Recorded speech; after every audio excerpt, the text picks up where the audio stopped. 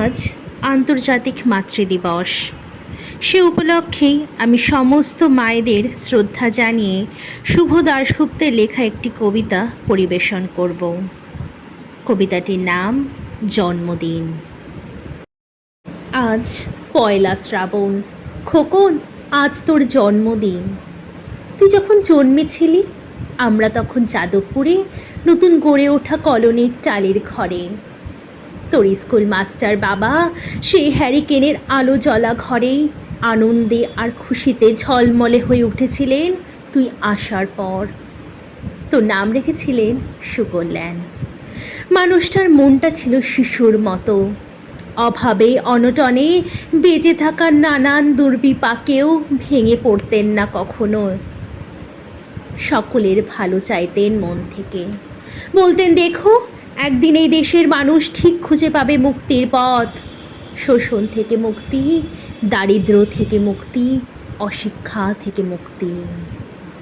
আজ পয়লা শ্রাবণ। খোকন, আজ তোর জন্মদিন।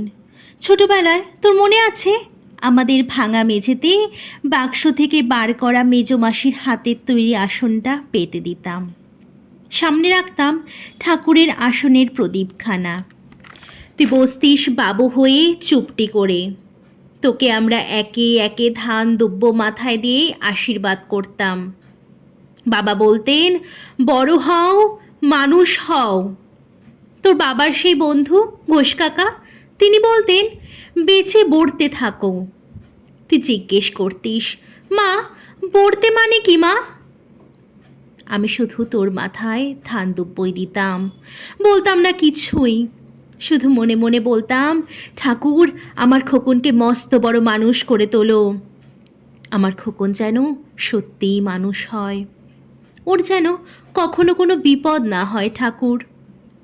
অভাবের সংসারে ওই একটা দিন পয়লা শ্রাবণ, কষ্টের পয়সায় একটু বাড়তি দুধ নিতাম, পায়েস রান্না করে দিতাম তোকে। তুই খুব ভালোবাসতিস পায়েস খেতে। তোর বাবা বাস স্ট্যান্ডের দোকান থেকে নিয়ে আসতেন তোর প্রিয় মিষ্টি ছানার গজা। সামান্য স্কুল মাস্টারিতে কী বা আয় হতো। ঘরে বসে ছাত্র পড়িয়ে আসতো কিছু। দাও দাও অভাবের আগুনে সে রসদ পড়তে সময় লাগতো না। তোর বাবার জামা সেলাই করতাম আর বারবার বলতাম আসছে মাসে একটা জামা বানিয়ে নিও। উনি হেসে উঠে বলতেন বাদ দাও তো, খোকন বড় হচ্ছে, ওর জন্য ভাবছি দুধ রাখতে হবে আরও সের। দুধে শক্তি বাড়ে, বুদ্ধি বাড়ে। শক্তি আর বুদ্ধি না হলে তোমার খোকন মস্ত বড় মানুষ হয়ে উঠবে কী করে? ভাবছি আরও দুটো টিউশনি নেব। ছাত্র পড়িয়ে পড়িয়ে মানুষটা দিনের শেষে ক্লান্ত হয়ে যেতেন। বারান্দার ধার ঘেঁষে যখন রাতের অন্ধকারে জোনাকির ব্যস্ততা আর ঘরে তোর পড়া মুখস্থ করার একটানা সুর আমাদের কলোনির ভাঙা চুরো বাড়িটাকে জীবন্ত করে রাখত, তখন বলতেন আমায় খাওয়া দাওয়া একটু করো, তোমার চেহারাটা বড় ভেঙে পড়ছে দিন দিন। শাড়িটাও দেখছি বেশ ছিঁড়েছে। কালই আমি ফেরার পথে একটা শাড়ি নিয়ে আসবো, ধারেই আনবো। আমি বলতাম ধুর, সামনে খোকনের উঁচু ক্লাস, কত বইপত্তর কিনতে হবে, কত খরচ। উনি দীর্ঘশ্বাস ফেলে চুপ করে যেতেন। জোনাকিরা নিঃশব্দে অদৃশ্য আলোর আলপনা আঁকত উঠোনের আগাছার ছোপে। আবহাওয়া সঙ্গীতের মতো তুই ভেতরে বসে বসে পড়া মুখস্থ করতিস, ইতিহাস, ভূগোল, গ্রামার। ঈশ্বর আমাদের নিরাশ করেননি। তুই কত বড় হলি, সব পরীক্ষায় কত ভালো ফল হলো তোর। বাবা বললেন আরও পড়ো, উচ্চশিক্ষায় উচ্চ সম্মানের একমাত্র পথ। তুই আরও পড়লি। তারপর তো চাকরি হলো কত বড় অফিসে, মনে আছে খোকা? প্রথম মাসের মাইনে হাতে পেয়েই তুই কত কি কিনে এনেছিলি। তখন তো আমরা উঠে এসেছি শ্যামবাজারে, 2 কামরার বেশ সাজানো গোছানো বড় ফ্ল্যাট। তোর অফিস থেকেই তো দিয়েছিল। সেই বাড়ি, সেই ঘর, সেই ব্যালকনি, কত স্মৃতি, কত ছবি। ওই বাড়িতেই তো আশ্বিনের ঝোড়ো বিকেলে, তোর মনে আছে খোকন? তোর বাবা যে দিনটাতে চলে গেলেন মনে আছে? তুই বাবার বুকের ওপর পড়ে যখন কাঁদছিলি হাপুস নয়নে, সদ্য স্বামীহারা আমি সেদিন তোর সেই অসহায় মুখ দেখে আরও বেশি করে ভেঙে পড়েছিলাম। তোকে বুকে টেনে নিয়েছিলাম ছোটবেলার মতো, বলেছিলাম, কাঁদিস না খোকা, আমি তো আছি।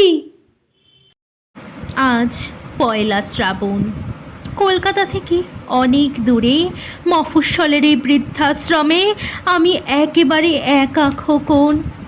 তোকে বড় দেখতে ইচ্ছে করছে রে, তোকে, বৌমাকে আর ছোট্ট বিল্টুকে। তোরা এখন কত দূরে, সল্ট লেকের মার্বেল বসানো ঝকঝকে বাড়িতে। আজ তোর জন্মদিনে নিশ্চয়ই খুব বড় পার্টি হচ্ছে, তাই না রে খোকন? লোকজন, হইচই, খাওয়া দাওয়া, খুব ভালো, খুব ভালো। খোকন, আজ পয়লা শ্রাবণ। আমার বড় মনে পড়ছে যাদবপুরের ভাঙা ঘরে রাত্রে তুই আমার পাশে শুয়ে মাঝে মধ্যে হঠাৎ খুব ভয় পেয়ে জড়িয়ে ধরতিস আমাকে। আমি বলতাম, ভয় কি রে, আমি তো আছি, মা তো আছে খোকনের। যার মা থাকে তাকে কি ভূতে ধরে? তুই নিশ্চিন্ত হয়ে ঘুমিয়ে পড়তিস আমার বুক জুড়ে। তোর আধুনিক সংসারে এই বুড়িটার একটু ঠাঁই হলো না রে। প্রতিমাও তো মা, ওরও তো আছে আমার খোকনের মতোই কোল আলো করা এক চাঁদের টুকরো। কিন্তু সময়ের কি আশ্চর্য পরিবর্তন খোকন। তুই বোধহয় আর এখন পায়েস খাস না, তাই না রে?